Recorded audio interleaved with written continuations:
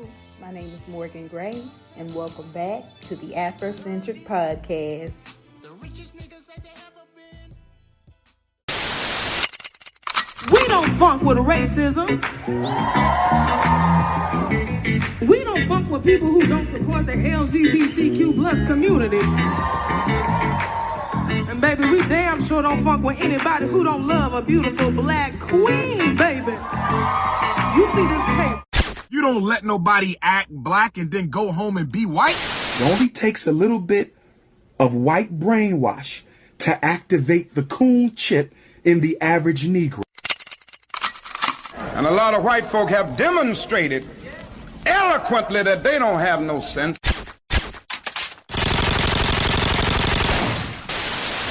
A lot of boys and men are stuck in an internet loop and have fallen prey to the alpha male podcast phenomenon. And it's not just white incels. It's time for the black community to address the Black Manosphere too. Although the Black Manosphere formed out of the notable goal of uplifting black men, it does so at the expense of black women. Moreover, black men also fail to understand that they're being targeted by marketers and online platforms in order to capitalize and make money off of the male gaze. Upon first glance, things within the manosphere may appear to be normal, but extremists are hiding out in these places, predatorily waiting to usher young black men and boys into violent extremist groups. Join me and my guest, Billy, as we discuss the manosphere and how the manosphere often makes black boys and men more susceptible to violent extremism, radicalization, and misogyny. Sensational. All right, guys, and we're back, and I'm here with Billy. Billy, how you doing today? I'm doing all right. About yourself? I'm cool. I'm chilling or whatever. Are you ready to talk about the manosphere? Let's get it. So my first question is, what is the manosphere? All right, now I'm gonna be honest with you. When you first said that to me, I was like, I've never heard that before. So of course I go on the mighty Google. Hey man. And she tells me that the manosphere is basically a bunch of men getting together, basically talking about how much they hate women.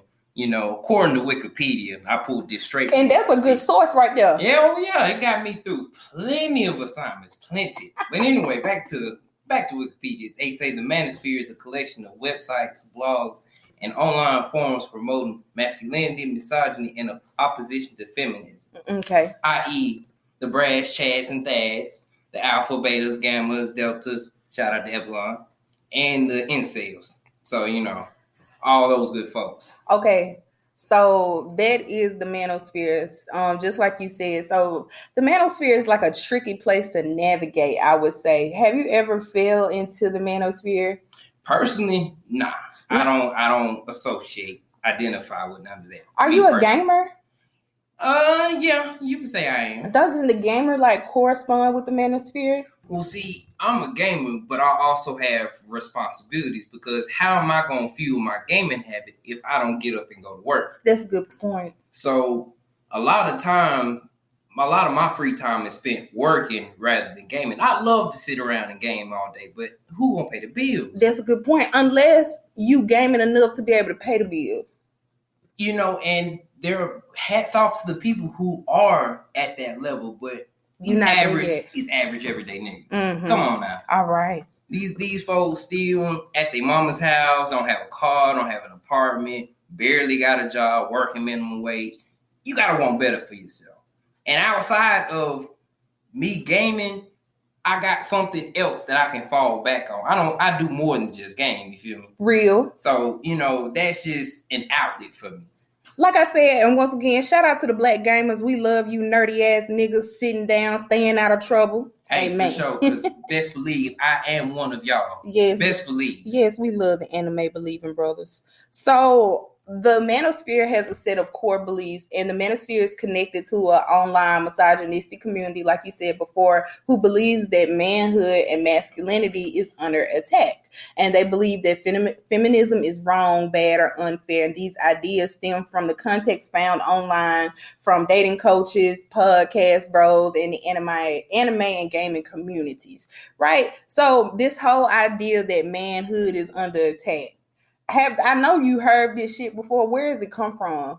You know, it's interesting because I take a lot of my context from music, and there's a song by the Temptations. I know you listen to the Temptations. Treat Her Like a Lady. It's beautiful. In the middle of it, check second verse. Fact check me now. It says in the you know what? We got Apple Music, got lyrics. Hold on. Take your time. Hold on. Take your time, but hurry up.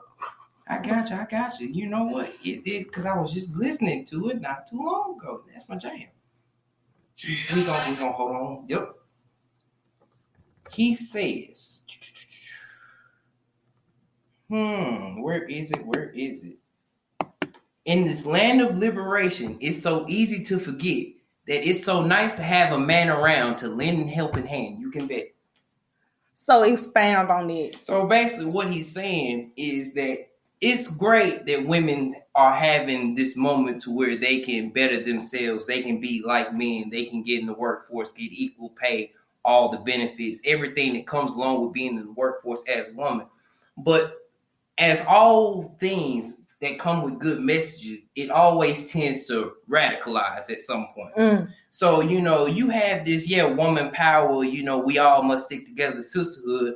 And then on the flip side, you have the niggas ain't shit, men ain't shit, man's trash, all this other good stuff. So it's a fine line between love and hate in this situation. I feel like. Do you really think women are really at this men bashing place like men are like saying? No, not at all. I don't feel like that's a narrative that all women share, because a lot of women just want to have better men in their life. Mm-hmm. They just want to have a man in their life. Essentially, I ain't gonna say all, because when you say all, folks get upset. But majority of women majority of women, I should say, just want a good man in their life. That's it. Well, okay. I agree with you. I feel like as a society, we place too much of an emphasis on the idea of relationships and getting married. They make it the pinnacle of life instead of just seeing it as like just a part of life, right? Then on top of that, the idea of like manhood and masculinity is being up under attack. I feel like it comes from the Great Replacement theory. You know what that is? I've heard of it. What have you heard? Well, I've heard that, they don't necessarily want people of color, people who have been under the boot for so long, to necessarily gain the knowledge and the ability to gain the power that the people that are in power have currently, because it might cause a reset, if you will. Okay, very much so. It is core, the Great Replacement theory is this idea that like in 2032, 2035, the white race is going to be no more because their population is dying out. So they feel like the white community is being replaced by like migrant workers, Black people. And so that they're really afraid. So this is a result of it. Like that fucking fear. And it's ridiculous. Well, they do say whiteness is a recessive gene, but we ain't gonna talk about that right now. Actually, I want to talk about it. Okay, we gonna talk about little it. Mutant genes. Let's get into it. Little mutants. I just want to say, have you ever noticed? And it's one of the things that I know we ain't quite gotten into it yet, but I bet we probably gonna get into it. For those interracial relationships, you ever see a mixed baby? Sometimes you look at the mixed baby and you can tell you got some black in you somewhere. How deep? You got some black in you somewhere. I can't put is it the way your hair curls? Is it how wide your nose is? Is it the way you act, carry yourself? That rhythm in it's something about you that just screams black. Nigga. It's something about you. That scream colored. It's just something about you. And a lot of times especially us being in Mississippi, it's wild the amount of interracial relationships, couplings, marriages that we have here that folks don't like to talk about. Here, it's crazy. It is crazy. You ever been to Amory? Amory, Mississippi? Mm-hmm. Ooh. It's a lot of interracial couples in Amory. I know they cooled down in Oxford. See, what tripped me out is I've been there before and I see, all these white folks, blase. My bad, palm colors, I see them and, And then I'll see little one run out, and I'm like, where you come from? Oh, wait a minute. You got a little black in you. You got a little black in you. And I'm talking about, I saw it a lot. I ain't trying to put nobody spot. Maybe it was the area I'm in. I don't know. But I'm just saying. Okay, Phil. So now that we have an understanding of what the manosphere is, as well as like their core beliefs, as well as their fear, which is rooted in white supremacy and the fact that they think that they're finna be replaced, the next thing that we're going to focus on is like the particular groups within the manosphere, which are incels, men's rights activists, the red pillars, and the pickup artists. Which one you want to start with first? Which one are the most problematic? You know what?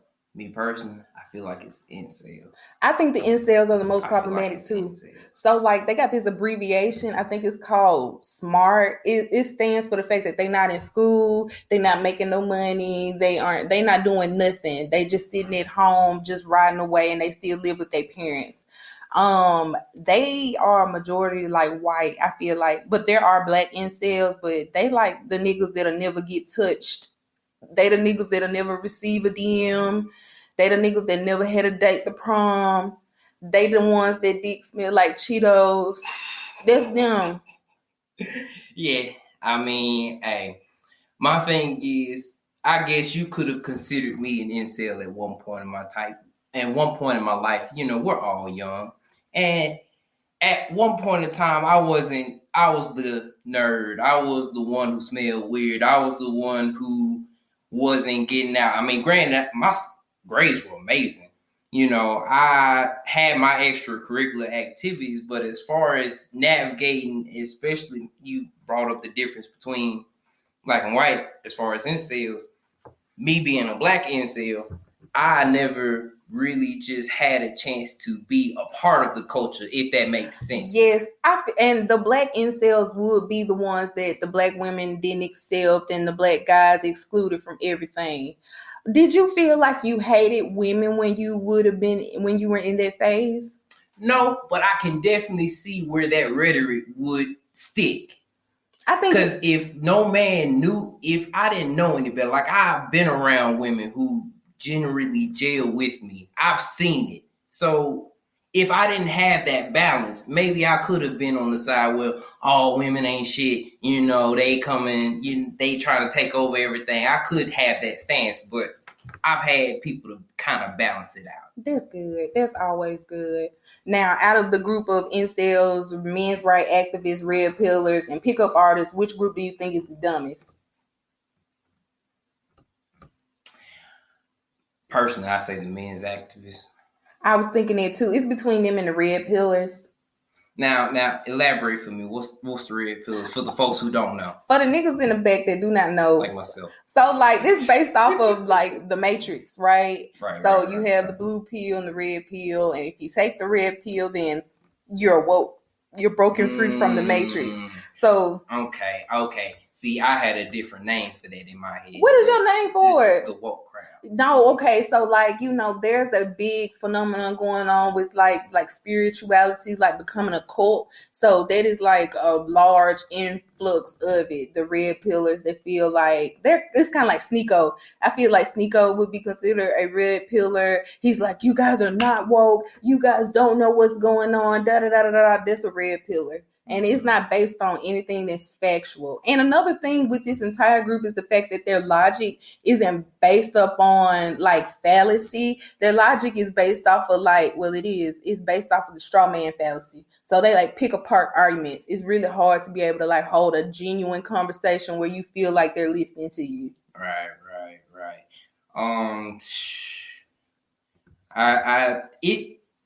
There's always good to have a healthy amount of skepticism. It is. That's a sign of intelligence. It's always healthy.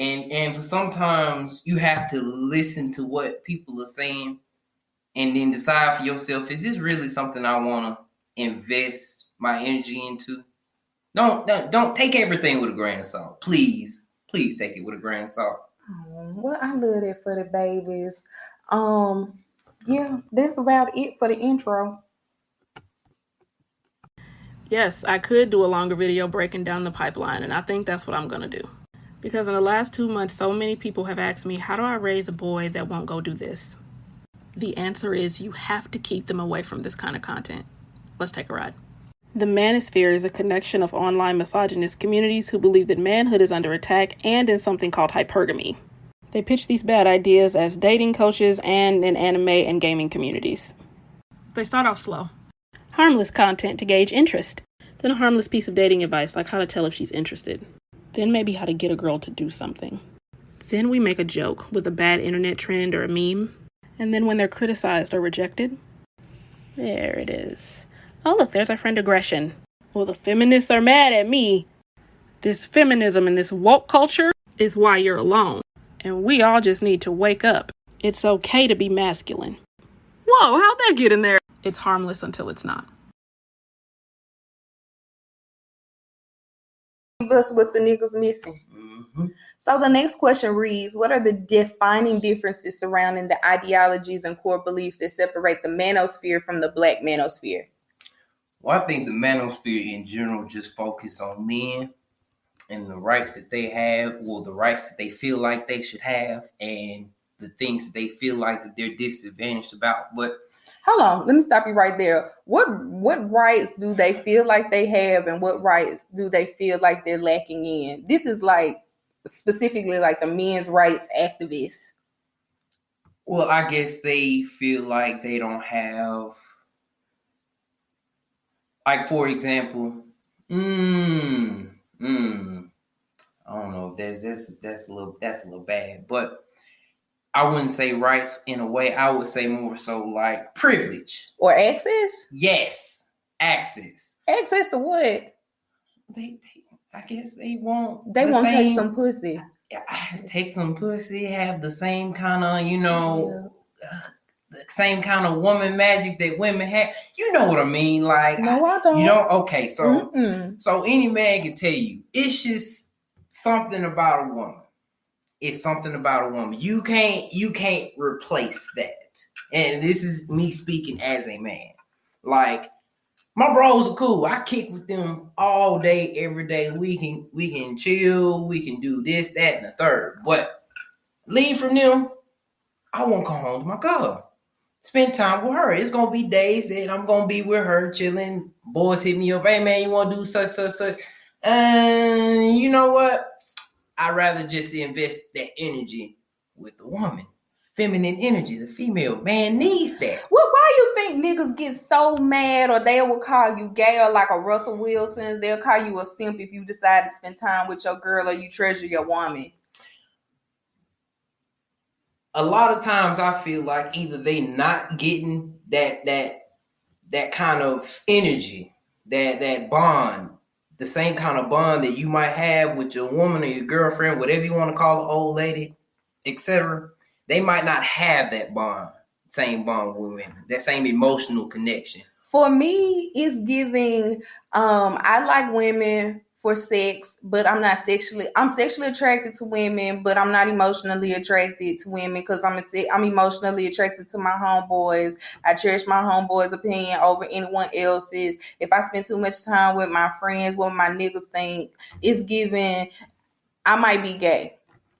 Or they might not have the emotional intelligence to make those kind of connections with women. Because best believe you have to have something up here. You got to have something bouncing around your brain to keep up with a woman's brain. Yeah, that's fine. I mean, everybody don't lack emotional intelligence. Some of these niggas are gay. Let's just say that. I mean, yes. And power to them. Power to them. And we love that. That leaves more for the men who aren't gay. Wait, it's weird. It's so weird when, as a woman, to divvy up the amount of men that are actually available to you. Out of all the men that are like in America, most black women are going to date a black man.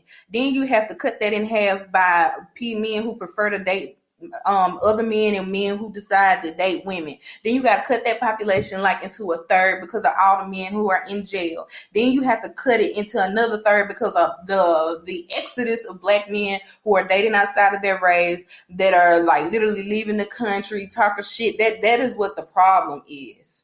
It's not a large group of niggas out here waiting to take us and jump the broom with us and carry us over no fresh threshold. I'm not in that pool searching for men that you speak of. So I don't know. So you telling me, you giving me news. And that ain't no news. I feel like it's been like that for a while. It's just gotten worse. Like, they have this question that's going around social media right now. They're like, do you feel like it's easier to find a man, like a good man, or do you think it's easier to find a good woman?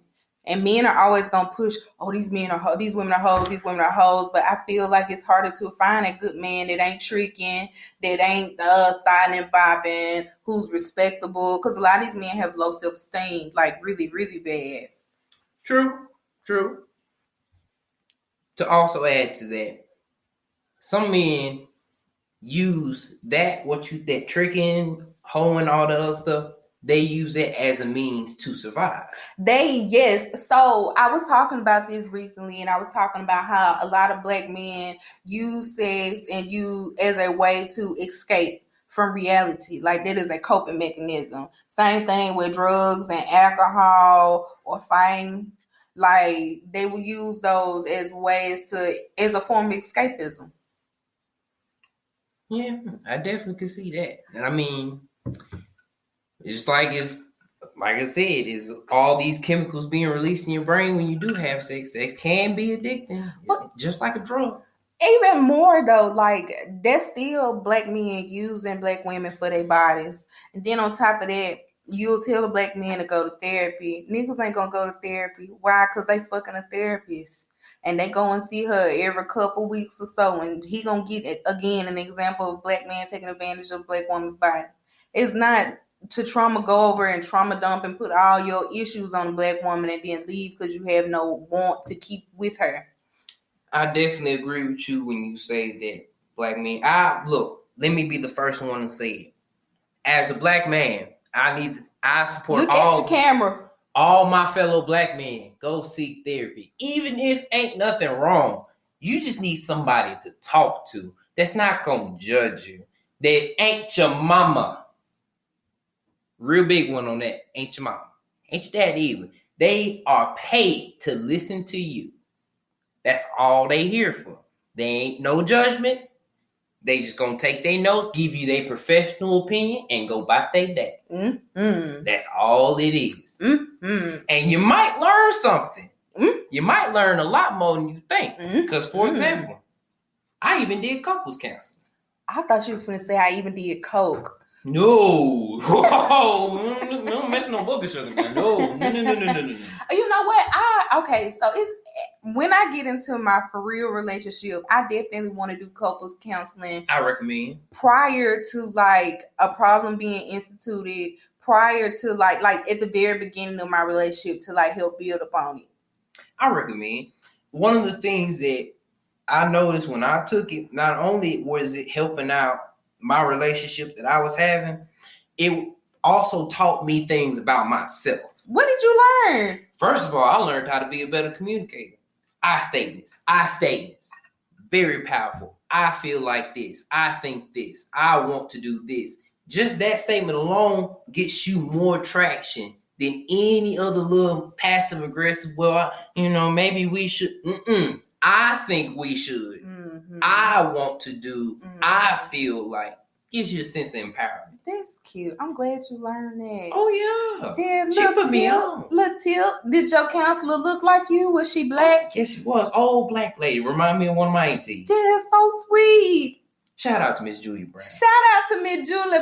Yay, happy birthday. Look, let's go back because we done got off track. But this is a great conversation because I feel like it's so well needed. So, as we have established, the manosphere for white men is really just rampant hatred, but it's covered up behind these Ponzi schemes. And that's the point that I'm trying to get men to understand is that the manosphere is really like a setup trap. because people are using them and are looking to take advantage and make money and capital off of the male gaze. Like they're trying to put things in your face in order to stimulate you to spend your money, or just to get you to spend more time on the screen in order for those podcasters or content creators to make money, or even like Andrew Tate and his little Ponzi scheme. And did you hear about that? What kind of Ponzi scheme? Educate the niggas. Okay, so like educate this nigga. Okay, so inside of Manosphere, like they would do like these little courses, right? Mm-hmm. So you would sign up for the course, and it's kind of like that 4X shit that everybody was pushing on everyone. So Andrew Tate is at the top, and he provides like different types of videos and advice and how to make money off of all these different things, and then you have to post all his content on social media, and then you refer your friends, and then you get a percentage off. That is a Ponzi scheme. Oh, I didn't know he was doing like that. Yes, and then on top of that, Andrew Tate, actually, I think he is like a sex trafficker, like. Yeah, over in whatever Middle Eastern country that he's from. You didn't know this? Oh no. This news. See, when you said something about I don't subscribe to him. You don't indulge in it. I don't indulge in Andrew Tate. I don't indulge in the secco or whatever. So when you said something to me about it, I did, little Google, mother Google, and then mother YouTube, and start listing some of that stuff. And Crash Course, I could tell, the things he was saying wasn't necessarily helpful, but I ain't know he was getting down like that. He started off as a webcam company. So he had like 20 bitches recording themselves doing webcam, and he was pimping them out, right? So he was taking money off of the top. But some type of way he found out that he couldn't exploit them to like the full capacity in which he did it. So he took his ass over to the Middle East. Hold on, quick pause. When was the timeline? You don't know? I bet OnlyFans messed that up. It probably did, but then he went back to the Middle East, and he decided to like get all the wives and the bitches and stuff, and then they done busted him down there for what is it? Yeah, not child, but sex trafficking. Damn, Drew. Mm-hmm. He a nigga too. Oh no. His dad is black. Oh no. And that's why I have such a problem with black men listening to Andrew Tate, because he give coon. Number one, he give white passing. I wouldn't look at him and be like, oh, you got some nigga in you. His daddy was a world class fucking chess player. You know what? I might have to recount what I said earlier. It might not be apparent to everybody, because I looked at him and I'm like, okay, he not white, but his mom is white. Nigga didn't scream like it normally do. You gotta listen to it. So like Andrew always talks about how much he loves his daddy. So because his daddy was like this world famous chess player, his daddy would travel from city to city playing chess, and so left his black mama at the house with 2 Negro children, and his daddy would only be in the house for days at a time. And he was talking about how he would come home and see his wife, and his wife would be like, where have you been, da da da da da, and he'd yell at her and be like, Andrew, I'm leaving and it's your mom's fault. And he would just walk out the door after he just came back and fly to another city. But I mean, that's what the Ponzi scheme is based off of. Andrew incorporates chess like moves and chess rules into his Ponzi scheme in order to help you break away from the matrix. You gotta wake up, Billy. This is an illusion. You gotta break the fourth wall. I'm asleep. Yeah. I'm asleep. Snoring. Lord have mercy. I love it. Somebody help me out. The same man is whooping my ass right now. Somebody help me, please. But the thing about it is, like, the Manosphere was created like to be a safe place for the black men and stuff, but it's not really a safe place. Niggas still roasting the fuck out of each other within these spaces. Oh yes. Oh man, look. I get on Twitter. I see the results. I see what happens. You get on Twitter loud and wrong, and you fuck around and say the wrong thing, and woo, everybody on you. And it don't stop. It don't stop. You getting it at least a week. Because, you know, folks slow. You got to let the working folks get 2-3 business days for them to get on Twitter to see it. So, you know, by the time they get on, they getting their jokes in. It's been a week. You feel like killing yourself now. I don't know. See, that's why you need to watch what you say on social media, man. You need to watch what you say, period. Yeah. You know what? And you know what's really funny is how they especially these artists and rappers, they scared of saying anything about the LGBTQ community, because when you say something homophobic, the LGBTQ community on your ass. But as they should be. And what I'm trying to say is I don't think these niggas are ready for the disabled community. Oh, hey man, y'all thought that one was bad. If y'all thought LGBTQ was bad. Man, them you can't say, because so like the disabled community made Beyonce pull one of her songs because she had the R word in it, and Lizzo too. Can we hold on? Let's talk about the R word. That is a medical term. It's really deeply embedded in the black community, like AAVE too. Yeah, that is a medical term. That is in the dictionary. Webster, Merriam, it's in the dictionary. That is crazy. And just because we kept using it just a little too much, they were like, no, you got to cut that out. They told me I can't even call myself that. Not even yourself, cuz. I swear to God, I got fussed at because I call myself. You can't even call yourself the R word. Ain't that something? You can't even talk about yourself now. Well, praise the Lord for that. Well, hey, I mean, you know, must protect your mental health, you know. Speak positive vibes only. This is a positive space, Morgan. You can't say the R word about yourself. Come on now. Damn, I can't say nothing anti-Semitic, and I can't say nothing about people being slow. We don't do that here. We say nigga though. I love that. Hey, speaking of nigga, boy, they been tweaked out on Twitter with that N-word, ain't it? Y'all okay on Twitter? Y'all need a lifeboat or a life vest or something?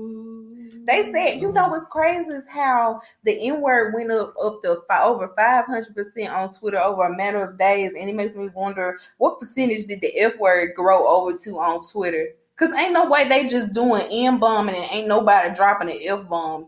Oh, yeah, no. They need to be doing the numbers on all the words. Every last one of them. They said, give me the N-word, oh Lord. That's what they said. But I do know one thing. What you know? Every one time they say nigga, they ain't said crack about 4 times. I know. What are your favorite words to objectify white people by? The Palm Pilots. That's cute. I like that. That is hilarious. I heard somebody say that one day. I fell out. What is it? The pastel color. Oh, that's cute too. Let me see. What I like 11 by 5. That's paper. That's line paper. That's real cute. What else? I like Band-Aids. Ooh. Thank you. Ooh. That's really creative. Ooh. I do. This is one of my personal ones. Nabisco. Nabisco. What's Nabisco? I be calling them townhouses. Okay, all right. I see your name. I see your name. We say nails. Every once in a while, you run across a nigga acting like a coon. You call them Ritz. You know, they got the brown. Oh no, we call them as we see them. We call them as we see them. Okay. Well, you know, sometimes I be like I said, I'm in settings that I can't necessarily just freely shout out. Don't they got their own food word anyway? We call them Oros. Yeah. Well, you know, like I said, I like to be creative, so I just say Ritz. That's good. For the niggas who know. We love innovation within the black community. For sure. The Matrix is everywhere. It is all around us. You can see it when you look out your window or when you turn on your television, when you go to work, when you pay your taxes. It is the world that has been pulled over your eyes to blind you from the truth. What truth? That you are a slave, Neo. Like everyone else, you were born into bondage, born into a prison that you cannot smell or taste or touch.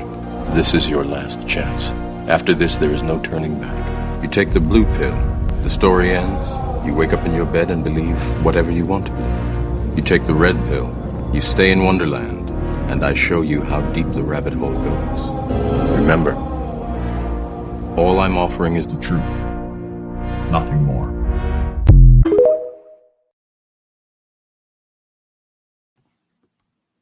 Why do black men hyperfixate on the idea of masculinity, and do you think that is healthy? Well, and I'm finna get a little deep on it. Historically, black man doesn't have a sense of masculinity. It was taken from us. Y'all ever get a chance, read the Willie Lynch letter. Have you ever read it? Actually, explain it. Okay, 38 pages. Read. Go read it. You stop being lazy. It's 38 pages. Come on now. No pictures. Knock it out.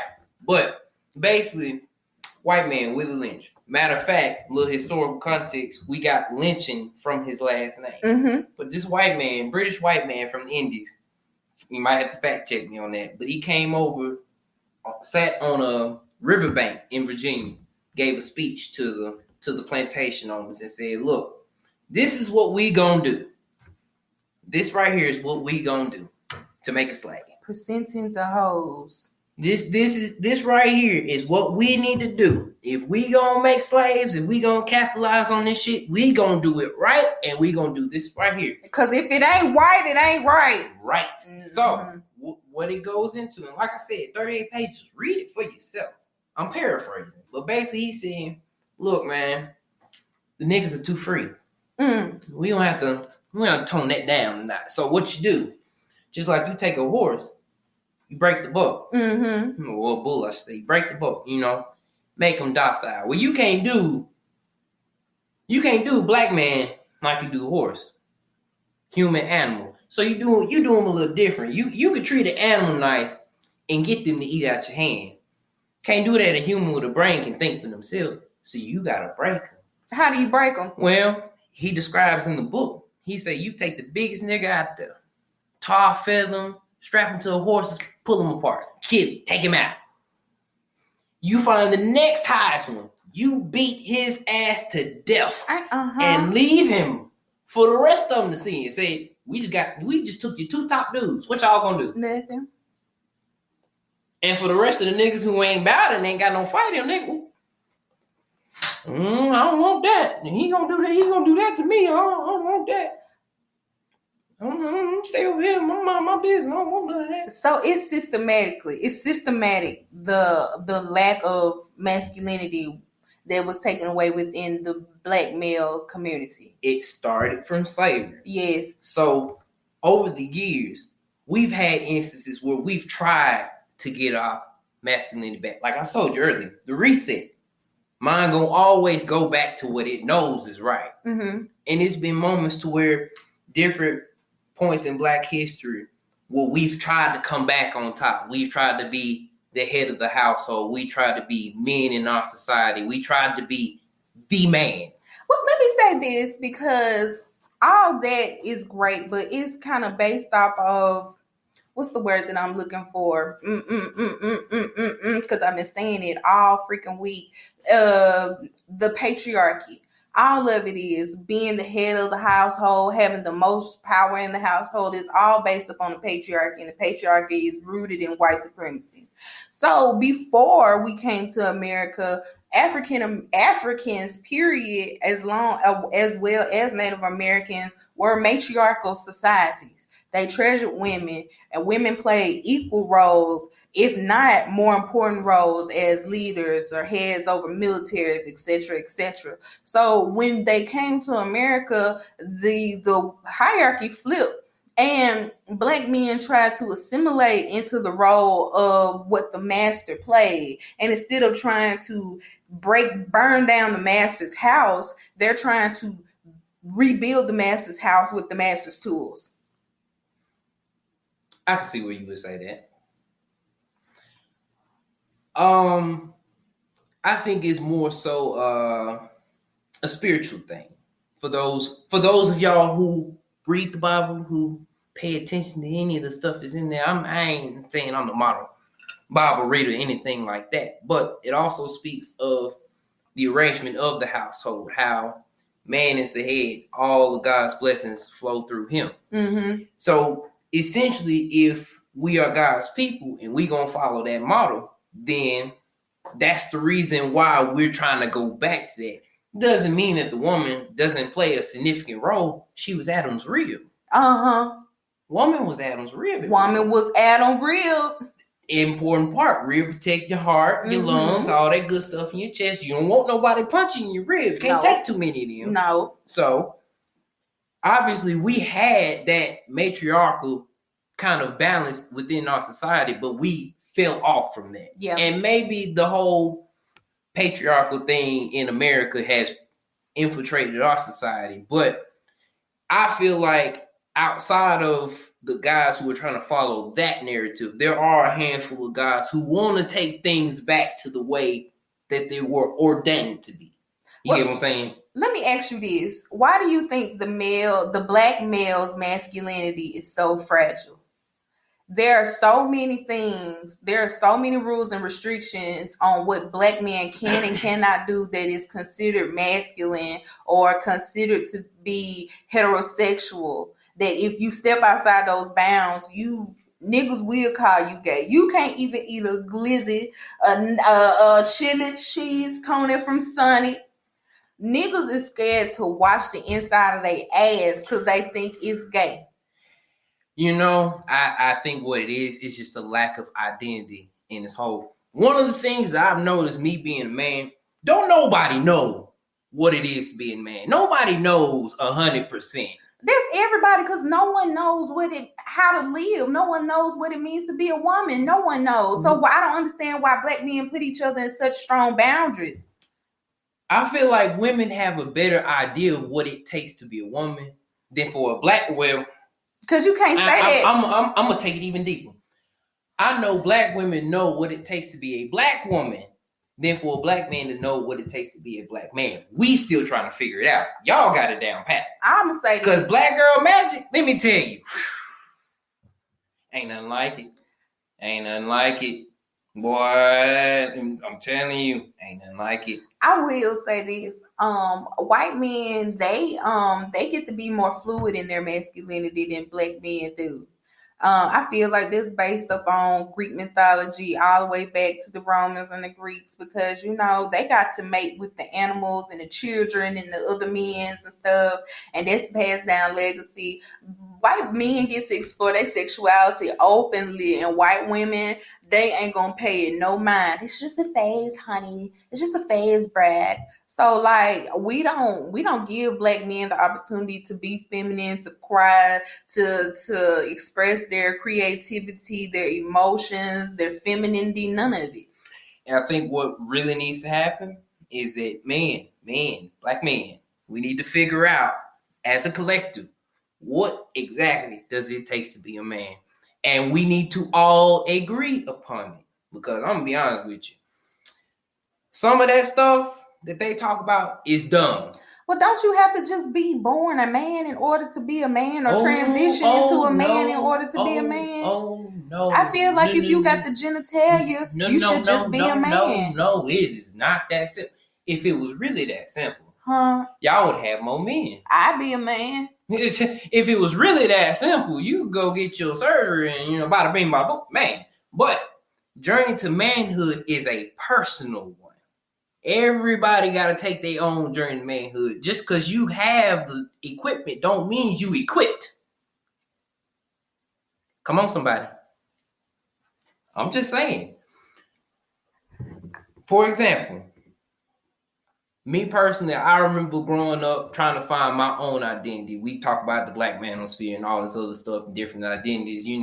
I realized a long time ago that what mainstream says a black man should be, I don't fit none of those stereotypes. Well, them niggas, they rule so strict. None of them stereotypes. I am no way, shape, or form a hood nigga. I can't hoop. I can't throw no ball. I can't do none of that. Can you rap? I can't rap. I am not no pretty boy. I don't have plenty of bitches. I ain't none of that. I am just a regular black ass man. Who like trains of all fucking things. Yeah. Just to show you how far I am out the loop. Nigga like trains. What the fuck? Anyway, So you said trades or trains? Trains, choo-choo. Like running trains on people? No. Like locomotives, trains, real trains. Oh, See, you said chugga. When I hear choo-choo, I think the train coming. Lord have mercy. Okay, yeah, that. Yeah, trains. I know some people that like trains too. How many black folks you know like trains? It's a bunch of hoes that love trains. No. The kind of train I'm talking about, shawty. Locomotive. Okay. Well, yeah, like I was saying, you have to try to find your own identity. And once I realized that, look, I don't fit the mold. Well, then, who am I? And that's when my journey to manhood begun. So that started, I want to say, I was 11th grade, so 2010. I just aged myself. But yeah, about 2010, 09, around about that time. From then on there to now has been a journey, ever long journey of me learning more about myself, who I am as a man, what is my stance as a man, how do I fit with other men, where do I stand in society, all that good stuff. It's an ever learning journey. But first, it starts with self. Yes, because it is the esteem of yourself, bitch. Mm-hmm. Ain't that what Cat Williams said? Mm-hmm. And I feel like that's the problem with these men within this manosphere, is the fact that they fail to take accountability for the things that they have done to themselves. Ain't nobody tell you not to get that ass up out the house. Ain't nobody tell you to sit up there and get sloppy fat, and not nobody. And I also want to talk about the standards of men within the manosphere, because if you ask a nigga in the manosphere, I ain't good enough to look at. If you got kids, they don't want you. If you plus size, they don't want you. If you too dark, they don't want you. Tripping. If you make no money or too much money, they don't want you. If you black, they don't want you. Oh, Lord, Jesus. Like, it is so many rules, and that's why I said they keep on narrowing down who these niggas gonna date. They ain't gonna have nobody else to date, which is why I said it's giving homosexual. Look, hey, only thing I can say is that you keep lowering the standard. Go ahead, keep lowering the standard. For those of us who aren't asleep, for those of us who know what's out here, you just leave it open for us. That's all. Because ain't nothing wrong with being a step pappy. Oh, shout out to the young men that want to be step daddies. Shout out to all the step pappies. They be on Tinder.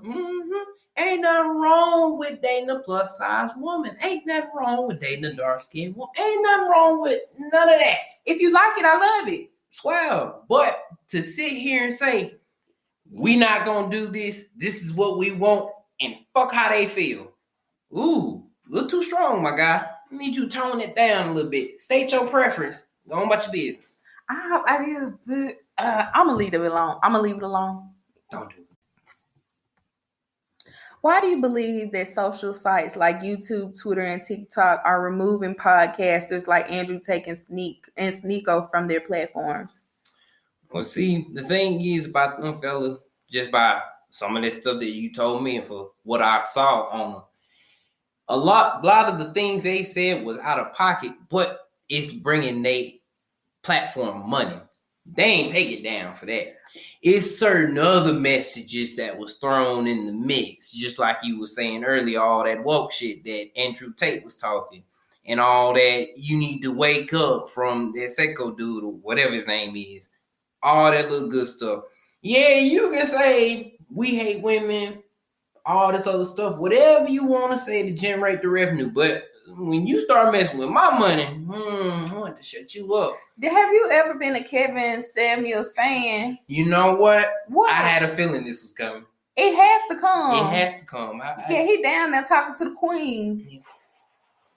They smoking on them lizard pads. Lord have mercy. Okay, look. Regardless of what people may think about him, I don't have a problem with dude. I didn't subscribe to him. I didn't listen to him too much. But when everybody was saying what they said, I started listening. And what happened was I recognized the fact that what social media tends to do is highlight all the negative stuff. They take stuff out of context much. When I talk to men, especially black men that are in the manosphere, they always talk about how these niggas be having a point. And they do be having a point. Like, they do. I honestly be listening to it, and they honestly do be having a point. It's just that their mindset is so shallow, and their thought process is based upon individualism, which is me, take, never give, take everything you can give. And that is what makes it problematic. That's why I say it. You have to listen to everything with a healthy dose of skepticism. I ain't trying to listen to Kevin Samuels. He told me that I was made up like a linebacker and I would never get married because I'm plus size. I can't sit up there and listen to that. You know, that's like white people listening to rap music and police officers listening to rap music. We on the air saying, fuck the police, we hate crackers. Why would I sit up there and listen to that if I'm a police officer or a cracker? Well, you know, hey, sometimes folks just live with their cognitive dissonance. Because I'm gonna put to you, just like we was talking about the whole, you know, the gamers don't like to bathe, they don't like to wash their ass, all this other stuff. They don't dress nice. Y'all complain to women. I'm gonna say y'all. Women complain about the lack of men, and a lot of things that Kevin Samuels was doing before you started seeing the live chats with him face to face, with not face to face, but live streaming with folks. A lot of things he was talking about, like men need to up their game. They do. We need to wear better clothes. They do. We need to wash our ass. They we do. need to be smelling good. We need to be doing this, that, and third. A lot of his messages were tailored towards men at first. And according then he to what learned that when he put down women, that's when he started making more views. Yeah, and I don't personally agree with it, but I can't knock a brother for it, so well, I can't. Damn, Kevin Samuels can't knock shit because he dead. Yikes. I mean, look, the man got rich off of it. I don't agree with it personally. I wouldn't have done it myself, but a lot of the things he told me, even I took into consideration, like, maybe I do need to step up my game. You know, it's little stuff like basically how he was saying, I'm a gamer. Don't spend all your time gaming. Because all that time you spend gaming is time that you could be investing in yourself. It's true. Y'all need better safe places as men. That's it true. Is. Like, y'all need more physical, in-person safe places that actually have like a set-based curriculum. That's not just talking about sex or relationships, because it's more to life than just getting coochie. Yeah. It's more to life than just making money. Yeah. And that hustle culture is a scam by itself, but like that exactly is what all these group chats are. Like the fucking incels or the pickup artists, their whole groups are dedicated to helping men find different ways to pick up women to have sex with them.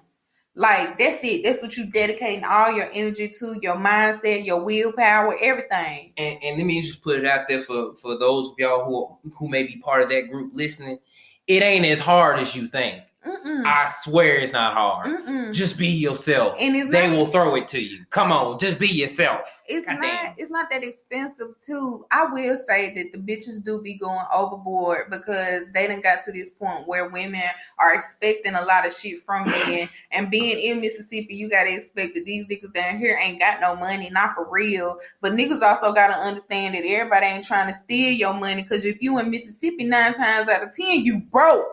You ain't got shit to be taken from. So I don't understand where all this shit is fucking coming from.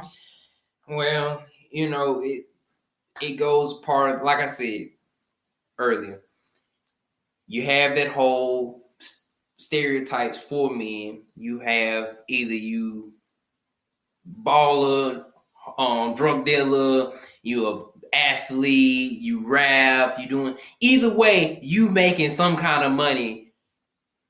You getting money somehow. And that kind of stereotype has gone through, what's the word I'm looking for? Pop culture, I guess I should say. It went through pop culture. And now it's to the point where it's hitting reality for some folks. Like, I ain't got it like that. It ain't. Oh, you talking about hitting? Let me tell you. So they have this group of podcast bros called I think they called the Traveler Bros or some shit like that. So it was this black man that moved from Virginia to New Mexico. What they call it, the Passport Bros. So this nigga is like in his late 20s. He like 29. He been talking to this 40-year-old white woman made up like a KFC potato log. And he been talking to her for months, and she done decided to move this nigga down from Virginia to fucking New Mexico. Do they even have niggas in New Mexico? I don't know what they got in New Mexico. Questions that need answers. That's true. So he done got down there, stayed down there for a few months. He would not get up, wouldn't get no job, would not contribute no money to the bills, would not help her clean up, wouldn't do anything. She was begging him to get up, do this, that, and the third. He made excuses. The only thing he wanted to do was go to the gym and work out. Because, you know, that's something that the podcast bros promote. Go to the gym, get buff. Then women really don't even be looking at niggas' muscles like that. Like, only men be looking at each other men's physique like that, like comparing and checking and charging like that. I'm just gonna throw that out there. So, so this woman put him out. He didn't have no money saved up. She threw all his shit out. He homeless. Now he on Twitter talking to the Passport Bros. Somebody cash out me some money so I can get back home. I don't have no way back home. She told me she was gonna help me. I can't do nothing. I'm trying to find what is it? A homeless shelter until the end of the night. And he going in and in and in, blaming this bitch again, not taking accountability for the shit that he did while he's stranded in Albuquerque. Albuquerque. Oh my God, not Albuquerque. Are there any niggas in Albuquerque? Shout out to the niggas in Albuquerque, man. God damn. Oh, see, look, you do it to the flag.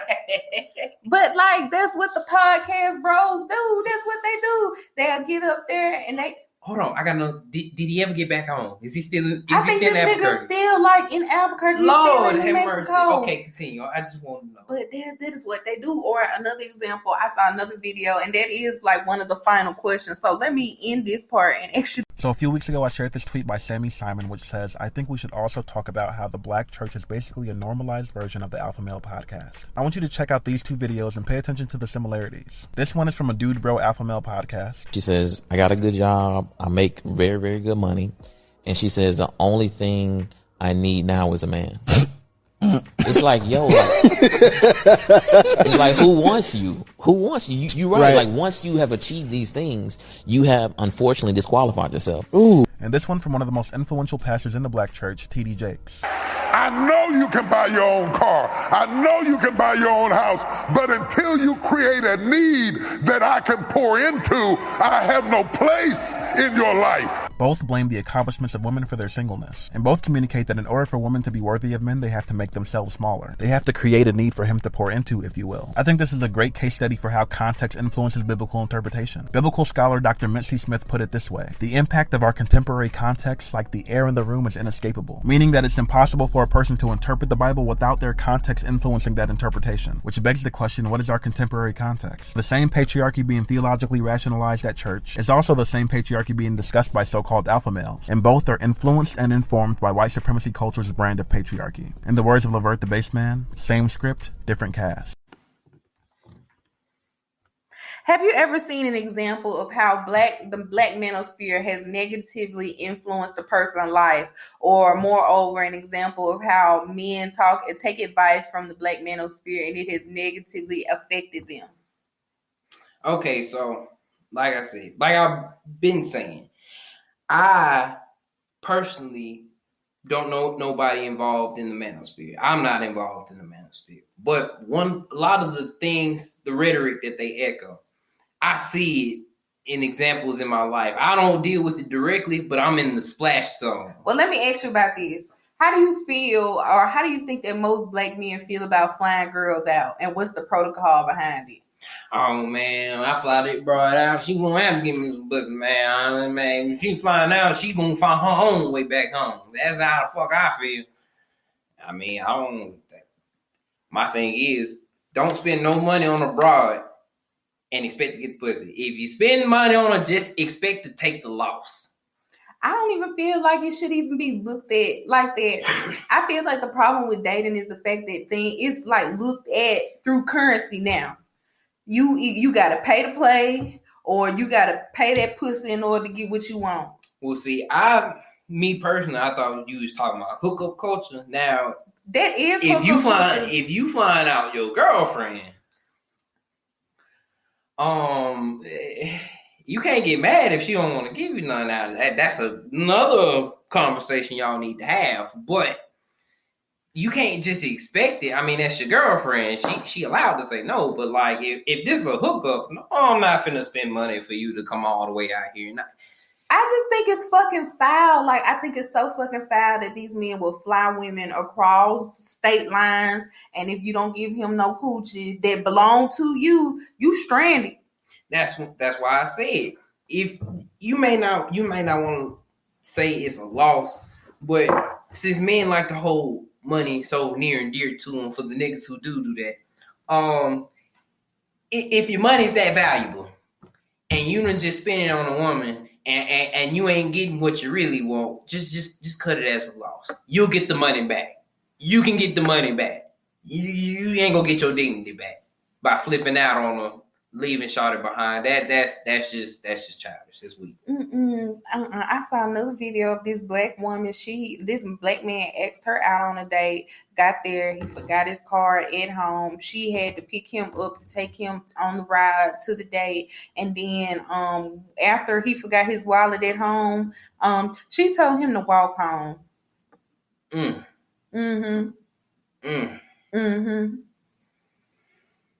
See, you don't go nowhere if you ain't got no money. I had that conversation. I hope he had a couple of hundreds in that sock. He had no hundreds in the sock. Oh, damn. Buddy, down bad. Yeah, his boots was made for walking. Damn bad. And that's just what they did. He just walked his ass on out the house, huh? That way he was gonna have to walk that ass back to the house. And I don't blame her. You know how many niggas I done kicked out of my car just because niggas is weird in real life? Yeah. And it's all based off of this damn podcast, alpha male podcast. Oh, bro, you're a beta. You're such a beta. She's getting to get over you. Da da da da da. Like, who gives a fuck about this shit? I don't feel like I need to be living my life based off of social constructs and rules that other people have said over me. And I feel like it takes way too much energy. Yeah, it does. Always think for yourself. Always. What the Negroes say, a mind is a terrible thing to waste. That's what the old heads say. Speaking of the old heads, when is y'all niggas gonna start back listening to the old heads? Ooh, see, and that's one thing I want to preach on. Listen to the OGs. They putting you on game. And I know a lot of young niggas, they might hear OGs speak and they be like, well, you saying all this other stuff, but we looking at what you doing, and you in a worse condition than I am. Maybe they just trying to let you know of the mistakes they made in the past, so you won't make them same mistakes. I real life, okay, I saw this video of this boy. He was talking about how the old niggas is the ones that's really taking L's because they the ones getting tricked out. And this old man was like, y'all young niggas need to get the fuck back, because we the reason why y'all lights be on, because y'all young niggas be laying in the bed with no job, being lazy as fuck. So we be tricking on y'all bitches, and we be making sure that y'all is taken care of at the end of the day. But I do think it's super silly. It's not to sit up here and not take the advice of someone who has been on this planet super longer than you have. I listen to my old heads. I swear to God. Shout out to OG. Shout out to OG. He know who he is. But I swear he put me on game every single time. Matter of fact, we was just talking the other day, and it's crazy how I'll have a thought. I'll say something to him, and he'll tell you, yeah. He'll tell me, yeah, man, you ain't hit that part in your life. And he was like, watch this. This gonna happen, this gonna happen, this gonna happen. I left his house that day. Boy, show us his thing. that happened. And I'm sitting there like, how did you know? He said, man, ain't nothing new under the sun. And it ain't. I did it. I used to do it. I'm in the same thing. I knew that was going to happen. So I'm just trying to prep you ahead of time. So that's why I say you should always listen to the folks that been here longer than you. They try to put you on game. Always listen with discernment, though, because they will try to take advantage of you if they can. Just because they feel like they've been here a little longer, they know better. And they feel like they are owed some type of specific respect. Yeah, you have those types. So I was watching Drink Champs the other day. Did you watch Drink Champs? I did not. You ain't missing out on nothing. I was watching, the only reason why I was watching this episode on YouTube is because RZA Islam was on it. And I really love RZA. He's a part of the Nation of Islam. So he was sitting up there talking to the main men. I don't know who these niggas are, but I was so fucking unimpressed because they used to be rappers and they felt so entitled to like this appreciation. They were talking about how they would never give young boys any type of clout, how they would never reach their hand back because young niggas don't know how to respect. And I was just like, number one, that shit is so fucked up that you are supposed to be the leaders of our generation and you feel that way about the next generation coming back up, but your ego is too inflated. And I feel like when black men get to a certain point, they forget where they come from. Yeah, some of them do. I think what it is that because of the difference in generation, especially because it seems like just because of how technology has been here lately, that the generations evolve like that, because it's crazy how kids nowadays are calling me old. I ain't even 30 yet. Oh, I'm old too. We ain't even 30 yet. They tell me I act like my grandma. We ain't even 30 yet. Yet I can go to my grandma's house and look at somebody twice my age. Mm-hmm. Still doing what they do. Mm-hmm. And even in my head, I'm like, man, auntie still can do that. That's still auntie.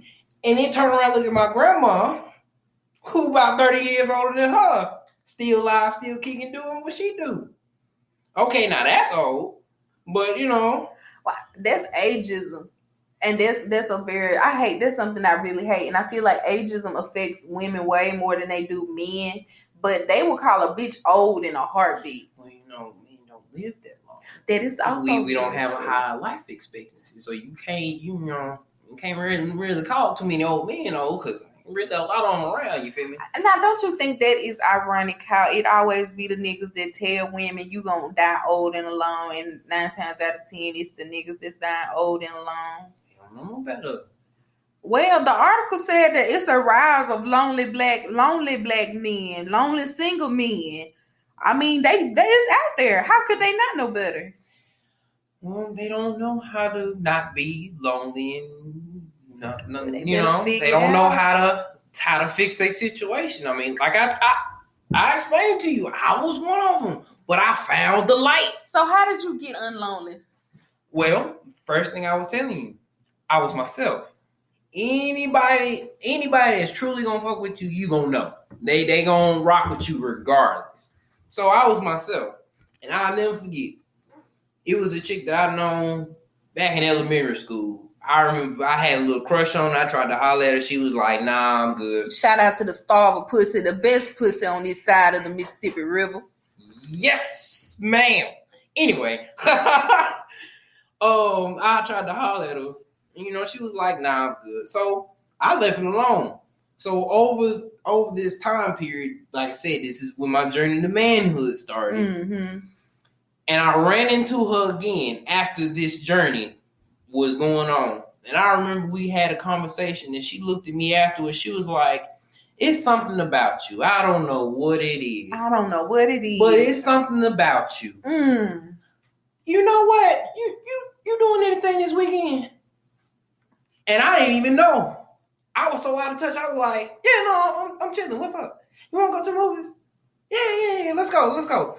I ain't know till I got there. Oh, because you had a whole day. Unprepared. Completely unprepared. But that's how I found my way out. Just be yourself. That's true. And I will always say that I am the biggest fan of the weirdos, the people that aren't afraid of being themselves unless their natural selves is a detriment. But I am a fan of the people that aren't afraid to step outside of the zone. I actually appreciate people like that. And I know that people appreciate me because I'm my own authentic self. For sure. For sure. So I will always recommend that. I feel like it's lame. I think it's so lame. I remember like sitting on the executive board for Ideal, and I would interview women and I would ask women questions over and over again, and they would always have the same answer because it's like everybody thinks the same, everybody looks at life the same way, they dress the same. It's just so limiting. It's so freaking boring. And then you come across something that's different, it almost blows your mind. Mm-hmm. It's just, we need to do better, ladies and gentlemen. We need to do a whole lot better. And what we need to stop doing is every time we see that person that's different, stop trying to extinguish their light. Let them folks be different. They ain't bothering you. Leave them alone. On top of that, niggas, y'all need to allow people the grace and give them the grace to grow. Like, everybody is not the same person they once was 2 to 3 years ago. So if someone has taken a new leaf or decided to grow or improve their lives, give them the space and respect to be able to do so and stop limiting people. Because if the shoe was on the other foot, you'd be pissy. Oh, perfect example. I ain't seen my classmates since I graduated high school. Me either. And as far as I was concerned, my classmates didn't have high opinions of me. Me too. I was a lame. I was a nerd. I was a hoe. Mm-hmm. I was mean. Mm-hmm. I was bougie and rude. Right. And I remember I just ran to one of my classmates earlier. The man didn't even recognize me at first. Mm-hmm. I knew who he was as soon as he walked through. Fella, I know you. He walked in. He started talking to me. That's when he realized, Billy. Yes, sir. What's up with it? And even then, it took him by surprise. And he was just like, man, I ain't even recognize you now. I'm like, I'm basically the same person, just a little older, but. How bad is he doing? How bad? I don't know. I didn't have a conversation with him. I didn't stick around. I ain't even business. Well, I would publicly say that all my classmates are doing so terrible. Oh, my. I know some of your classmates. I can't even weigh in on that. You know what? I'm just going to leave that alone. Shout out to class of 2011. Yeah, I love seeing y'all working at the union. I love y'all. Shout out to y'all. For those of y'all who doing great out here, shout out to y'all. I see y'all. Your girlfriend the only one I like from my class. Yikes. And like I said, I know a lot of people from your class, and you mean to tell me she the only one you like? She the only one I keep in contact with. This is a lot. I be right here at the house minding my business and growing my plants. Mm-hmm. Well, hey, it is what it is. And it ain't what it ain't. Go hard in the plank like Flock of Flame on Gucci Mane, and I'm. And I think the brothers saw in him someone who adequately expressed their frustration for black women. In other words, mistreated by an ex-wife, mistreated by a baby mom, abandoned by a mother, verbally abused by a big sister or auntie or a cousin. So they have always had this pain that can only be exercised through healing and therapy rather than seek healing and therapy and reconciliation. I just want to find a black man who can say what I feel in an articulate way. And Kevin Samuels was that. He was the mouthpiece for so many black men who have been hurt by black women who just wanted to get revenge. And Kevin Samuels was that social media verbal revenge that so many brothers have been craving to get back at black women through. I don't think there was anything progressive at all about his message or the work that he was doing. Wow. Rest in peace to him. Yeah.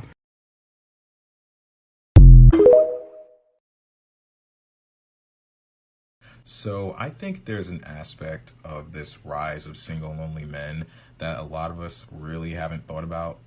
And I think we need to start paying attention to this because it's actually very concerning. It basically confirms that the population of incels is a lot bigger than we think it is. And for those of you who see my earlier videos on incels, you already know how dangerous they are to not only women, but to everyone around them.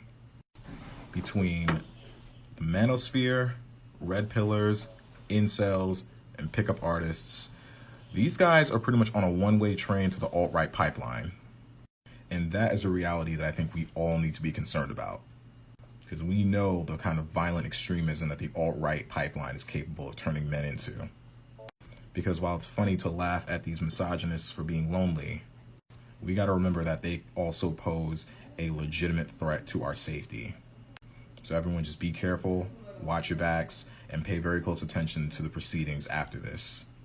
Shout out to the slaves. Yeah, shout out to the slaves. You feel me? Shout out to Harriet Tubman. That Shout was out my to she's bitch. a real nigga. Shout out to the real niggas. And shout out again to all those people who hate my guts. Y'all are doing a justice and an effort to the world. Keep breaking these men down one at a time. You are obsessed and sick. And now it's time for the biggest, blackest, sloppiest, toppiest shout-outs. Oh, yeah. Oh, yes. So, just for those who do not know, the Big Black Shout-Out is one of our favorite segments of the Afrocentric podcast. And essentially, the Big Black Shout-Out is an opportunity for Black people to find out about our favorite Black-owned businesses. So, Billy, who would you like to shout out today? Well, first of all, I want to give a shout-out to my boy Ty over there at Trapware, trap-wear.com, for all of your ceramic needs. You know, I know those of y'all who like to, you know, get your little tray to put your little greenery in. Mm-hmm. You feel me? Do your little twist, you know, little puff pack. Get that, you feel me? Okay, yep. So that's where you find that at. And he also offers furniture, end tables, coffee tables, you name it, he make it. Just holler at him, get with him. Next one I want to give up is my cousin Jelani Hashim. I'm going to spell that for you. It's JELANIHASHIM.com. Check him out. He an artist.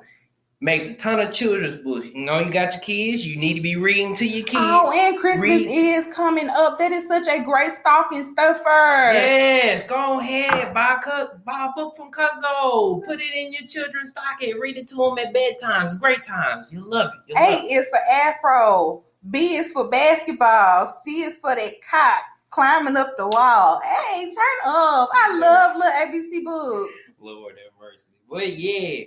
And also, Black to Life brand. Y'all see it. Owner of that. All right. So next we have In Your Face Art Instagram account. In Your Face Art with an underscore at the end. Instagram account is one of them that I follow. A Black-owned artist. He makes all kind of anime portraits, posters, you name it. He probably got it. Hoodies, shirts, jerseys. He got all that shit, man. Go look at it.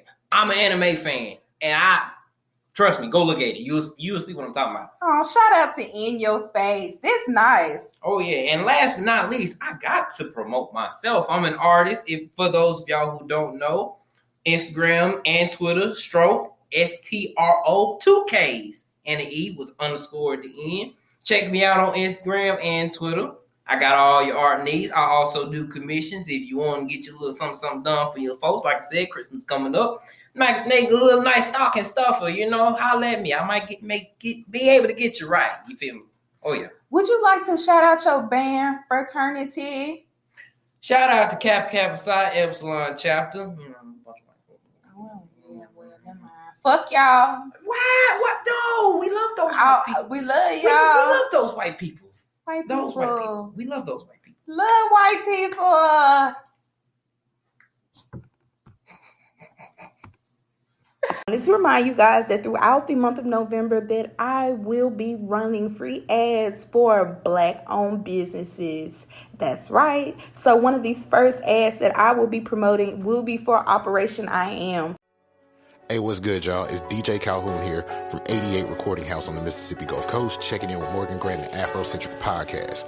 For all of your recording, editing, mixing, and DJ needs, holla at me, OG Calhoun, at iCloud.com.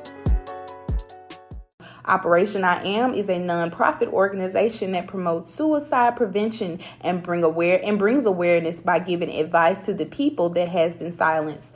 This website is designed for you to share your story without sharing your name. It allows you to use your voice without having a fear of people knowing who you are. We are currently offering 6 free therapy sessions with licensed therapists. To learn more about Operation I Am, visit www.operationim.com. Again, that's www.operationim.com. My name is Darian Lane. I am CEO of Currency Care and D-Lane Lounge. Currency Care focuses on credit repair and tax preparation. I use the Fair Credit Reporting app to dispute inaccurate and outdated information on credit reports. D-Lane Lounge Designs focus on custom prints and monograms.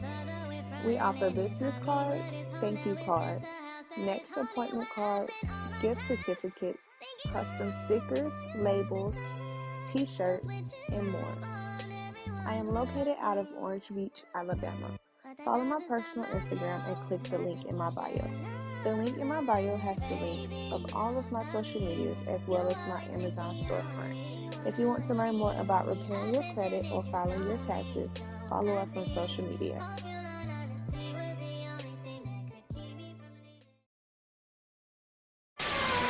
Please forgive me for any sins in which I committed, those I know of and those I don't know of, Lord. Lord, please forgive me for beating this bitch ass today, Lord. Lord, please forgive me for thinking about beating her ass again, Lord. Please rebuke all these demons that's in this house, Lord. I pray unto you, Lord. Is that really necessary? And now it's time for our favorite segment here at the Afrocentric, lean with it, rock with it, breath of light, Episcopalian Black Church of God in Christ. Yes, the altar call is our favorite segment of every podcast episode, and I'm just here to remind my people that I'm here yet fasting and hoping and praying, and I just stepped out of my prayer closet and I just made it just right here on time to pray for you niggas here. Glory. Yes. Glory. So today I've been asked to pray for all the Black influencers, content creators, and party promoters. They said that we need to get paid for the work that we do. So we are coming here knee bowed and body bent, asking God to place more Black people in the forefront of social media platforms and headquarters so that we can be seen and heard. We are asking the Lord to prepare a table for us in the presence of our enemies and bless us until our cups run it over. Because we got bills to pay and mouths to feed, Marcus Zuckerberg. And I needs my money, and I needs it now. Yes. I said, give me that jogging suit. Oh, Lord. Yes. Yes. Yes. Now, the final prayer is going out to all the members of the church, all the male members. I wanted to remind you that it is now No Nut November, and us as the male congregation will be taking a collective vow of celibacy from now to the 30th and or 31st. And for those of y'all who don't want to participate, we need your $30 collection. We gonna use that money to pay for all the napkins that's gonna be used come December. The socks, the napkins, the lotion, we need it all. The towels, the hand rags. Oh Lord, I don't even think. Well, for those who complete their vow of celibacy during this month, we will be providing promise rings and chastity belts. So give me that jogging suit. What? I say, give me that jogging suit, oh Lord. Chris.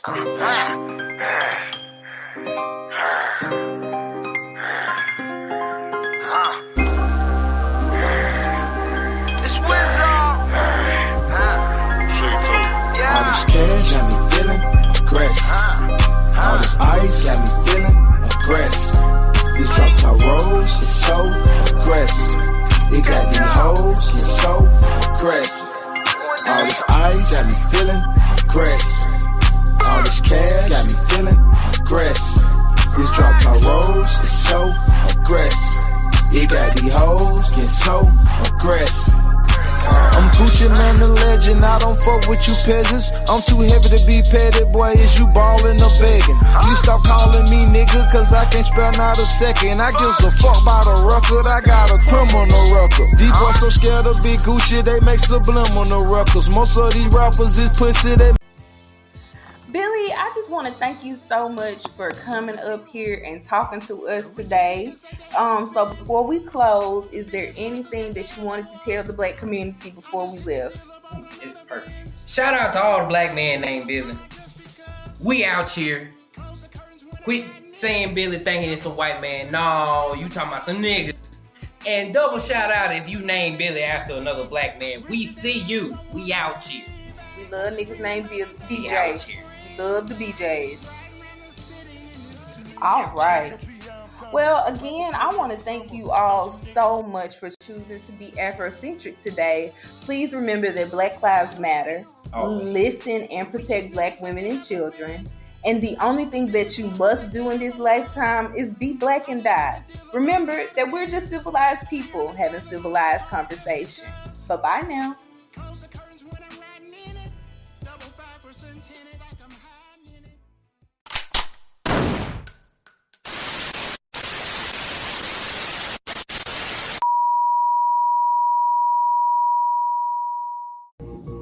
That's the problem.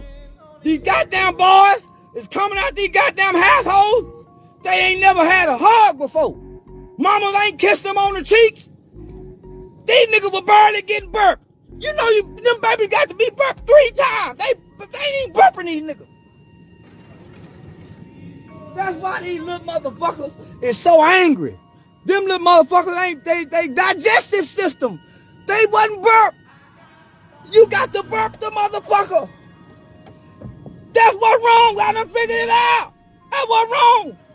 These niggas is malnourished, neglected, improperly fed, hadn't got the right amount of love as a baby. So it's easy for these niggas to grow up and hurt people and kill people and want to do it. They want to do this. You ain't even got to be bothering these motherfuckers. These motherfuckers want to hurt you because they wasn't burped properly as a baby. That's all this shit boiled down to.